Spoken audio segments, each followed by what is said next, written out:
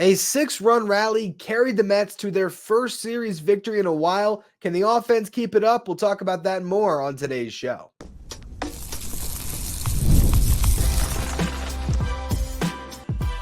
You are Locked On Mets, your daily New York Mets podcast. Part of the Locked On Podcast Network, your team every day. Hello to all you amazing Mets fans. You're watching Locked On Mets, part of the Locked On Podcast Network, your team every day. I'm your host, Ryan Finkelstein. If you want to find any of my work, follow me on X at Finkelstein Ryan. You can also find some of my writing at justbaseball.com, where I work as the managing editor.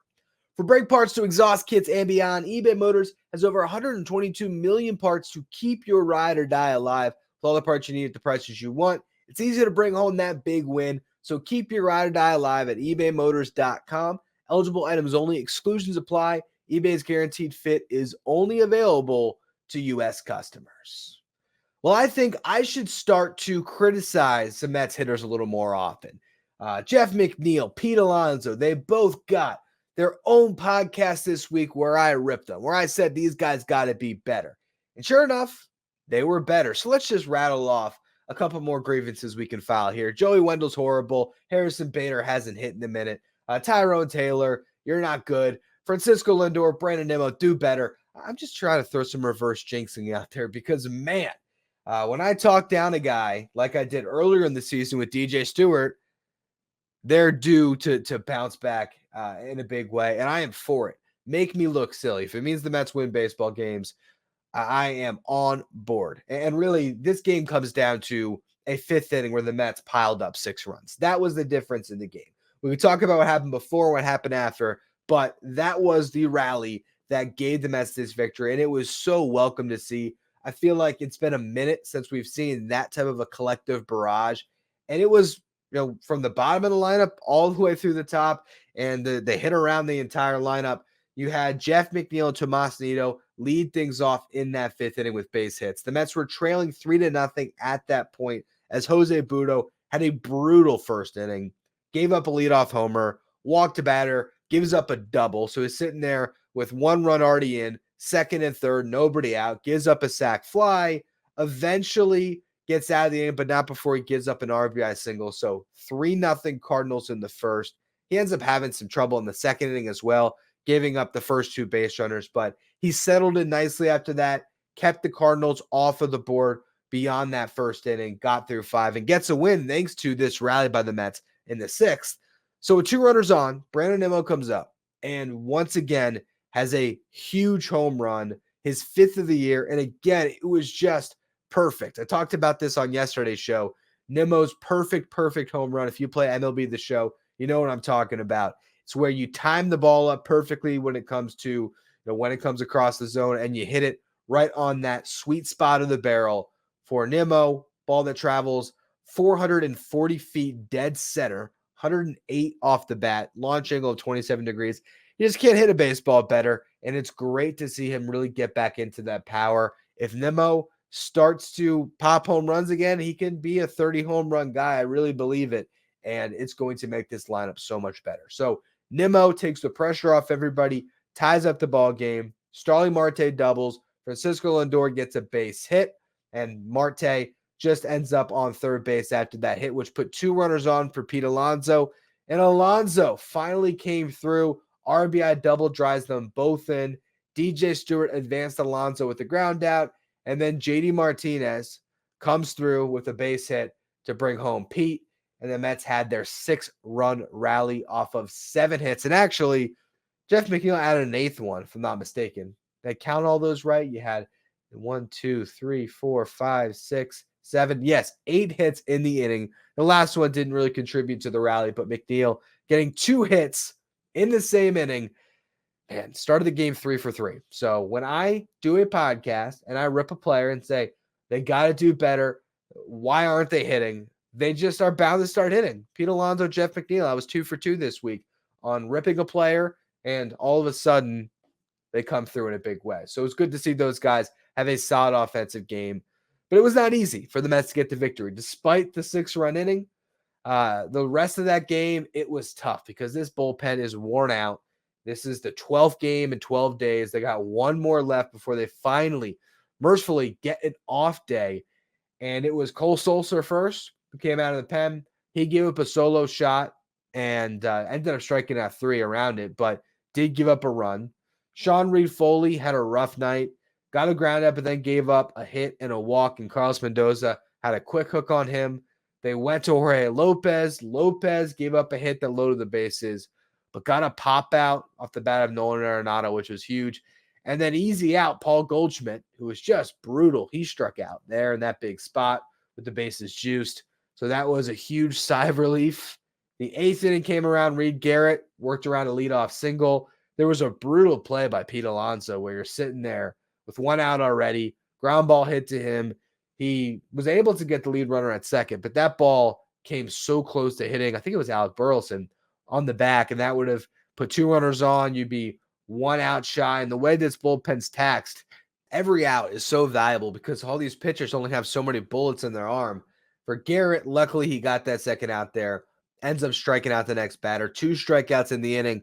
And that last one that ended things, it was a dotted backdoor slider. When I say dotted, I'm talking about the absolute corner, low and away, that was able to get the called 3rd strike. Huge moment for Garrett. And then we saw the Mets add 1 more run in the top of the 9th because Pete Alonso, coming alive, facing off against, I can't remember the pitcher's name, but they were talking all about great story, kid making his debut, was never drafted, pitched an indie ball, here he is, strikes out Francisco Lindor to start things off when it comes to his big league career. And then Pete Alonso gives him his welcome to the big leagues moment by hitting a bomb of a home run on a slider that just didn't get enough low and away. It was in that zone low and away, but didn't get out of the zone as the catcher was set up for. And Alonso all over it, crushes it. And that was a much needed insurance run because Adam Ottavino, he bent but did not break. Is that how you say it properly? That's a tough expression for me. He bends but doesn't break. It was a rough inning for Ottavino. He also gave up a home run. This one to Lars Nootbaar with 1 out. Then he gives up a single, and then he walks Nolan Arenado. So now you got both of the tying runners on base. Luckily, Paul Goldschmidt comes up. And I hope that this malaise can continue for at least 1 more game because, man, he looks washed. He looks completely cooked. I would not count out Paul Goldschmidt to somehow return to form and have a good season. But, I'll tell you one thing. If the Mets don't re-sign Pete Alonso, Mark Vientos can start at first base. Please don't go into the market and sign this guy because I just think that his next couple of years might not be pretty. He struck out on a pitch from Adam Ottavino. That was a brutal pitch. I mean, unless that's what he was trying to do. But that ball was in the other's batter's box and probably on the outside of the other's batter's box. It was like 6 feet off the plate. And for whatever reason, I guess Goldschmidt was just green light swinging no matter what. He swings through it. And that was huge for the Mets. And then he was able to get another big strikeout. Ottavino and ultimately gets his first save of the season. The Mets move back to 500. They get back into the win column when it comes to a series. And now the hope is you can complete a sweep because you're about to head home to face the Braves and the Phillies. And that might be a really rough stretch for the Mets. So you want to pile wins as much as you can against a Cardinals team that is down bad. Also now losing Wilson Contreras because of just ugly play with JD Martinez hitting his arm today. So this is a chance to capitalize on a Cardinals team that's not playing good baseball. But with that said, I think the odds are actually stacked against the Mets in this final game. So I want to talk about why in just a minute. First, though, today's episode is brought to you by DoorDash. You want to make mom smile for Mother's Day this year? Why don't you send her flowers or surprise her with a gift from one of the brands that she loves, all delivered in the very same day with DoorDash? You can get thoughtful gifts the mom deserves at the convenience that you need. Choose same-day delivery or schedule a week ahead for when flowers and gifts should arrive to her door with DoorDash. You can shop for savings that would make her proud with a Dash Pass membership, where you'll save with a $0 delivery fee and reduce service fees on eligible orders from Dash Pass merchants that meet the minimum subtotal. Other fees, including the service fee, applies. Terms apply. Get all your Mother's Day gifts all in one place and get 50% off your next order up to $15 when you spend at least $15 on your next flower, convenience, grocery, or retail order with the code LOCKEDONMLB. That's code LOCKEDONMLB. Order using DoorDash today for 50% off your next order. Terms apply. Today's episode is also brought to you by eBay Motors. Passion, drive, and patience are what brings home the winning trophy. It's also what keeps your ride or die alive. eBay Motors has everything you need to maintain your vehicle and level it up to peak performance. Whether you need superchargers, roof racks, exhaust kits, LED headlights, and more. Whether you're into speed, power, or style, eBay Motors has got you covered. With over 122 million parts to choose from for your ride or die, you're always going to find exactly what you're looking for. With eBay's Guaranteed Fit, your part is guaranteed to fit your ride every time or your money back. Because with eBay Motors, you're burning rubber, not cash. With all the parts you need at the price you want, it's easy to turn your car into the MVP and bring home that win. So keep your ride or die alive at ebaymotors.com. Eligible items only. Exclusions apply. eBay's Guaranteed Fit is only available to U.S. customers. So why are the Mets probably going to lose on Wednesday? Because for one, this is the reverse jinx time, baby. This is what we do. Quintana's going to get rocked. Jeff McNeil, Pete Alonso, Francisco Lindor, Brandon Nimmo. None of them can hit. Let's go. Let's jinx them into it. But for real, though, I wouldn't place my money on the Mets winning because Sonny Gray is on the mound for the Cardinals, and he has been great to start the season. And this bullpen is taxed. Jose Quintana is going to make the start. Last time out, did he make it 3 innings? I don't even think he did. I think he pitched in the third and then got pulled with 2 outs. Hopefully, it's more of the 8-inning, 1 run allowed against the Cardinals that we saw 2 starts ago. And this matchup does favor him. That's who he did it against. But if you look at what's behind Jose Quintana in this one, Adam Ottavino is going to be burned. Okay, that he's just not going to pitch. Reed Garrett just pitched for the 3rd time in the last 4 days. The first of those outings was a 5-pitch outing, but I just doubt it. I doubt they're going to go back to him again. You don't want to burn these guys out. So I think Ottavino, Garrett, not available. Jorge Lopez has pitched every other day lately. Could he go 2 days in a row? You'd hope so, but I wouldn't count on it. Jake Diekman and Edwin Diaz, they each got a day, so they should be available, particularly with the off day following. And I think Edwin probably will be, but that would be pitching 3 days and 4 nights for each of them. So it's something that you typically want to avoid, especially this early in the season. Like I said, I think if it's a safe situation, Diaz will be used, but I wouldn't be surprised if Diekman's not used either. So now you've already cleared Ottavino, Garrett, Lopez, Diekman potentially. That's half your bullpen. Sean Reed-Foley on the exact same schedule as Adam Ottavino. He's pitched through the last 4 days, so I don't think he'll go. So who will be available? Cole Sulser pitched tonight, so if he remains on the roster, I bet he's available. The curious thing is the Mets actually made a claim a couple days ago, and they got Yohan Ramirez back off of waivers. Now, to bring Ramirez back on the 40, they had to DFA somebody, so they DFA'd Max Kranick. Kranick was rehabbing off Tommy John surgery. Well, actually not off Tommy John surgery. That's not quite an accurate depiction. He is coming off TJ, but the reason why he didn't start the season healthy is he had a hamstring pull in spring training. He had gone through his injury assignment. He did have an option left, so he got optioned to AAA. Now they DFA him, which could be interesting because we'll see if Kranick passes through waivers and can stay into the org. But also, that all happened on the 6th, and Yohan Ramirez was not added on the 7th.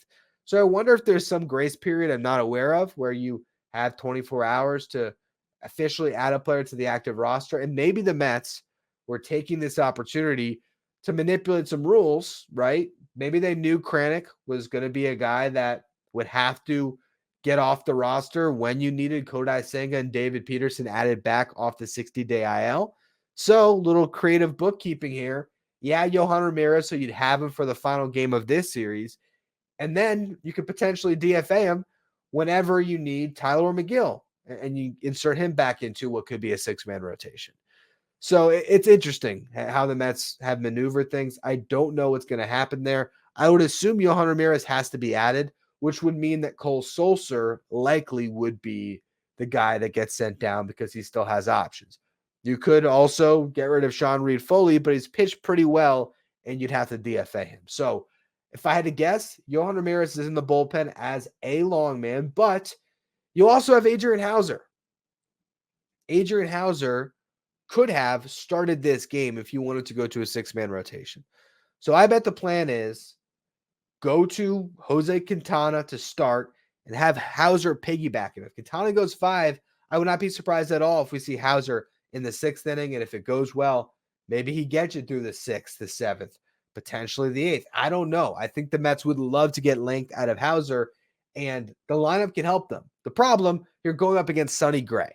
So if that's the roadmap, if Carlos Mendoza is looking at his blueprint and it's Jose Quintana to start, Adrian Hauser to piggyback with Yohan Ramirez as the next guy, and then hopefully you have Edwin Diaz to close things out, it could be a rough situation for this Mets team.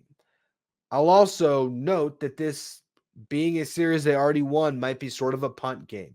You hope you get a good start. You hope your lineup scores runs.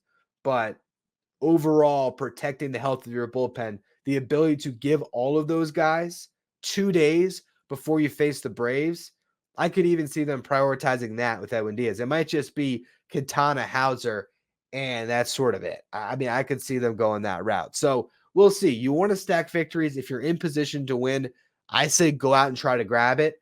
But this team is gassed right now. And I think that's important to know. Also, I mentioned Tyler McGill coming back into the fray. He had a rehab start today in AAA Syracuse. By the way, I think they scored 14 runs in the 7th inning or something nuts in that game. And then I think in Low A St. Lucie, they piled on runs as well. So good day for offense in the Mets organization. But McGill in his rehab start went 4 scoreless, did not allow a hit, walked just 1, struck out 7, got up to 62 pitches. I think he's probably good to go. And if I had to guess, just looking at the road ahead, and we will probably talk about this more on Friday's show, how can the Mets navigate this season with a 6-man rotation? How can they use their rotation depth in the bullpen to help them in that regard? So that'll be a fun show to kind of break down the options. But for this upcoming stretch, another 13-game, 13-day stretch, I believe you are going to see Christian Scott, first game against the Braves. He is due up next in the rotation, so that's going to be pretty exciting. Luis Severino, Sean Manaea. That's my assumption with what the Mets will do for their rotation against the Braves. Then the Phillies come in. It would either be Jose Butto or Tyler McGill. I'd imagine Butto to maybe extend the time where you can have another reliever in the bullpen. And then you go to McGill and then Quintana and then back around. I think that's the way the rotation is going to line up. So Scott, Sevy, Manaea, Butto, McGill, Quintana. That puts 2 righties in between each of the lefties. So in a 3-game set, if this continues for the rest of the month, you never would have Manaea and Quintana starting in the same series. That's how I think they'll line it up. And what that would mean is over this next 13-game stretch, 3 of those games would be started by Christian Scott, 2 by each of the other 5 pitchers. So it'll be interesting to see how they maneuver it. Managing a bullpen with 6 starters is tough. Hauser providing length out of the bullpen will be huge. So we'll see him get his first crack at it, I believe, on Wednesday. And we'll go from there. Also, a note here when it comes to pitching and this team maybe being a little bit gassed on a lot of fronts. Brooks Raley, he could be heading to the 60-day IL. We don't know yet, but I should have mentioned this on an earlier show. Figured it'd be a good time to finally get it in here. They have reported that there's some concerns with his MRI. The first one was encouraging, but then when he was still struggling to bounce back, they got another one, and there's some fraying of the ligament. They're not sure if he's going to need surgery, what he's going to do. He's 37 years old in a contract year, so he's got to make some choices for his career. We'll see what happens here with Brooks Raley, but it's a rough loss because he was great for the Mets this season in 7 outings, did not allow a run. So we'll see. Without him, you're left with just Jake Diekman in that bullpen. That's why I actually think David Peterson could be a real weapon out of the pen for the Mets as a left-handed pitcher. Again, we'll talk about that at a later date. But you look at this roster trying to maneuver spots. That's why I think Yohan Ramirez is probably somewhat of a placeholder for the next week here until McGill gets added in. Then you clear him off the 40, gives you an open spot for whoever comes first, Peterson or Senga on the 27th, in case, who knows, they might both be available, in which case you'd have to make another move, and that could be moving Rayleigh to the 60-day IL. All right, I think that covers everything on the pitching front, but there's still some more to discuss when it comes to the position players because Harrison Bader is griping about playing time in the media. We'll talk about that story to close off the show. First, though, today's episode is brought to you by Prize Picks.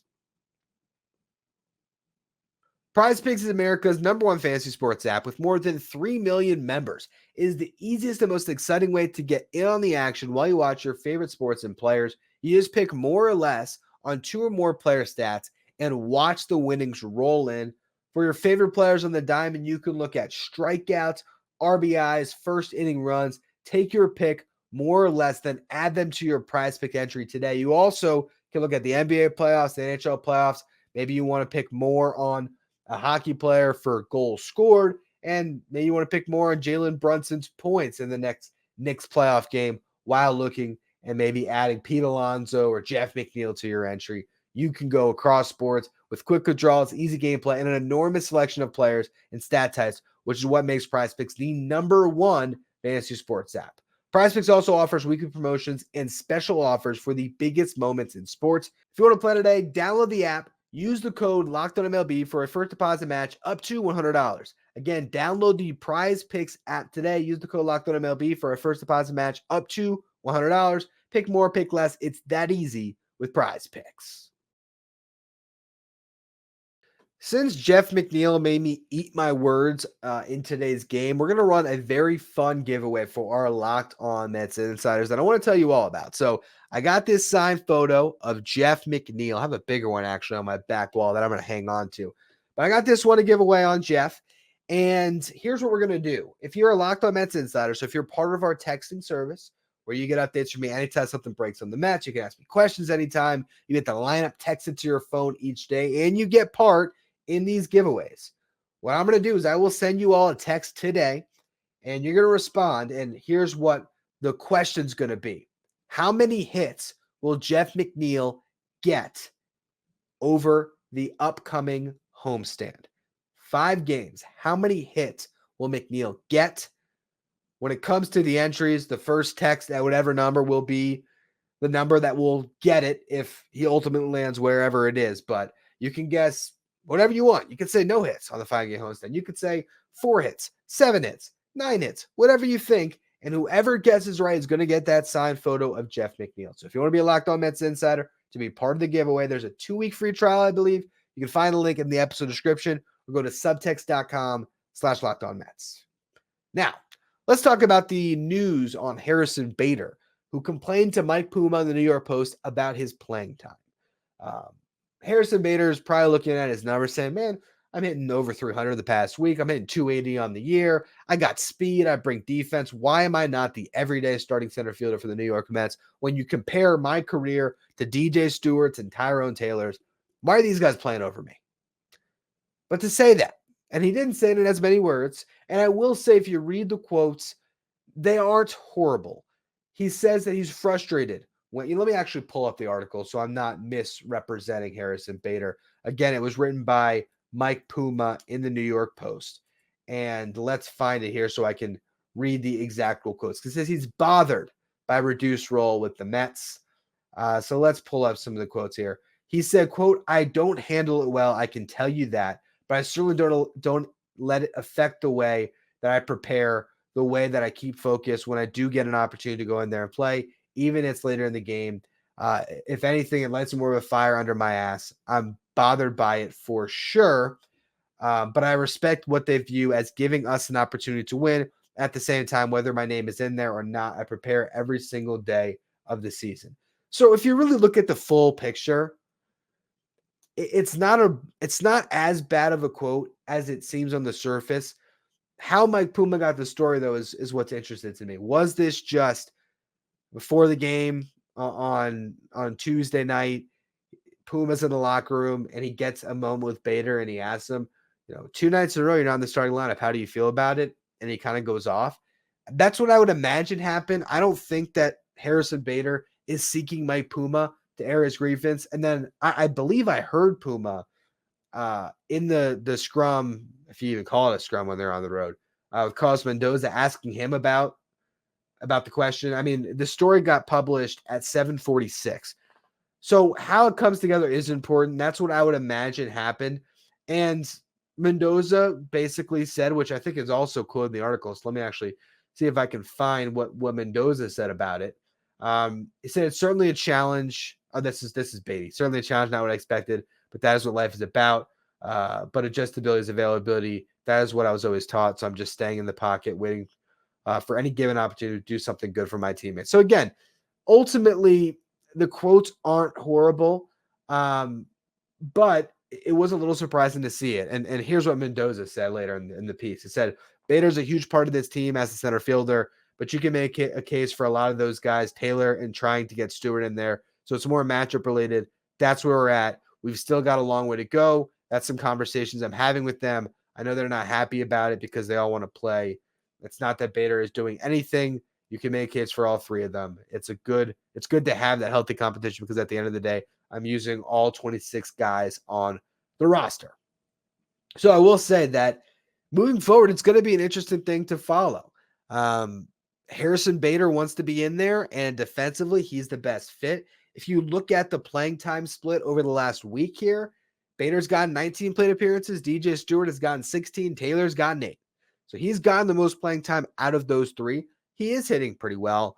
Meanwhile, you got JD Martinez, who's gotten 24 plate appearances, and those were previously split up by those three guys.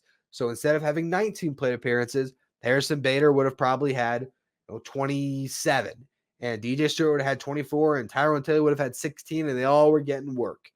Now you got a guy clogging up the DH spot. It makes you have to make some tough decisions. And I personally have liked the lineup with DJ Stewart in it because he has given you really strong at-bats. With that said, you look at the season numbers altogether, yeah, DJ Stewart is getting on base at a 365 clip. Harrison Bader is hitting far better when it comes to his average. Harrison Bader has scored more runs. DJ Stewart has driven in more runs in a smaller sample size of at-bats. So it is going to be matchup based, but it feels like these two are the guys that are getting the run. So the funny part of this story to me is the guy that should be complaining to Mike Puma is Tyrone Taylor. But I think Tyrone Taylor is not in a position to make complaints, right? He's just hitting arm now. Still got a couple years away from free agency. Harrison Bader's on a 1-year free agent deal. So he's maybe a little more open and free to speak his mind. Ultimately, all these guys are going to contribute, but it is interesting to see how the Mets go with this. You got a tough right-handed pitcher on the mound in Sonny Gray. Who's going to get that start? I would imagine they'll get Harrison Bader in there because he's got that, contract, that seniority. You would think that they would maybe give him one start in this series and Tyrone Taylor won't get any. But Taylor's hit right-handed pitching better than Bader. So I don't know. And you still have DJ Stewart. They could start Stewart in left. What is interesting as well is they're short of playing Stewart half the game. They're trying to get him 3 at-bats, and they're going to Harrison Bader for the other half for defense. Bader still got 2 at-bats in this one. So again, Tyrone Taylor is really the odd man out in this situation, but Bader wants to be in there every day, and I do wonder how a DJ Stewart reads that story. How does that come across? Does it come across bad? Does it not come across bad? I don't know. I don't think the quotes were horrible, but if you're saying that you should be in the lineup, it means somebody should. And that somebody, at least the last couple of days, has been DJ Stewart. Again, moving forward, I think it is probably a split between those two guys until Stewart cools off. But the at-bats that he's giving you, the drawing walks potentially in front of JD Martinez now with the way they've been lining it up, having DJ Stewart as the lefty in between Alonso and Martinez, that might just be the lineup for the time being. And I think it's a pretty good lineup. It produced a lot of runs today. Anyway, that's going to be all for today's edition of Locked On Mets. Tomorrow's show will break down this game, whatever happens with Quintana on the hill. And we'll probably start to look ahead to the stretch against the Braves and the Phillies. So make sure you don't want to miss the show and you're listening on the audio side. Follow, rate, review wherever you get your podcast. If you are watching on YouTube, hit that subscribe button trying to make a push to 9,000 subs. So I appreciate all of you who continue to subscribe. Follow me on X at Finkelstein Ryan. Follow the show at Locked On Mets. If you want to enter the Jeff McNeil giveaway, you got to do it. I'm going to send the text out before the game tonight. Actually, I might even schedule it for after. We'll see. You know what? Decision made right now. I'm going to schedule the giveaway for this one at 4 p.m. So you got until 4 to come aboard. And I will say, if you do subscribe after that and you let me know the hits as your first text message to me, I'll enter you as well. And again, we will be monitoring Jeff McNeil's hits through the next homestand. As always, thank you for making Locked On Mets your first listen or your first watch every day. Now for your second watch, head over to Locked On Sports Today for the first ever 24/7 streaming channel on YouTube that covers everything in the world of sports, particularly right now at the NBA playoffs and the NHL playoffs going on. You want to head over to Locked On Sports Today to be plugged in on everything that is happening. So head over to YouTube or to the Amazon Fire TV channels and check out Locked On Sports Today.